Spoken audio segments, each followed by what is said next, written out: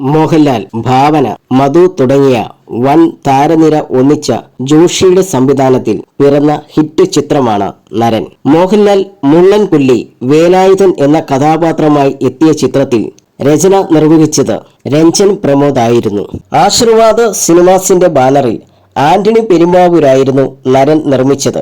തിയേറ്ററിൽ വലിയ വിജയമായി മാറിയ ചിത്രം റിലീസിന് മുൻപ് വലിയ പരാജയമായി മാറുമെന്ന് എല്ലാവരും കരുതിയെന്ന് രഞ്ജൻ പ്രമോദ് പറയുന്നു. ഫസ്റ്റ് കട്ട് കണ്ട ആർക്കും സിനിമ വർക്കായില്ലെങ്കിൽ ആന്റണി പെരുമ്പാവൂർ ഒരുപാട് ദേഷ്യപ്പെടുമെന്നും രഞ്ജൻ പറയുന്നു. സിനിമയുടെ കട്ട് കണ്ട ആന്റണി തകർന്നു പോയെന്നും സിനിമ ഭ്രാന്തന് നൽകിയ അഭിമുഖത്തിൽ രഞ്ജൻ പ്രമോദ് പറഞ്ഞു.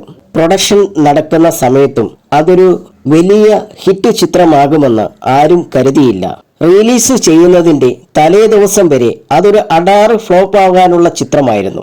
കാരണം അത് മുമ്പ് കണ്ട ആർക്കും നരൻ വർക്കായില്ല. അന്ന് ജോഷി സാർ ചിത്രം പ്രൊജക്റ്റ് ചെയ്ത സമയത്ത് ആന്റണി വല്ലാതെ ചൂടാവുകയായിരുന്നു.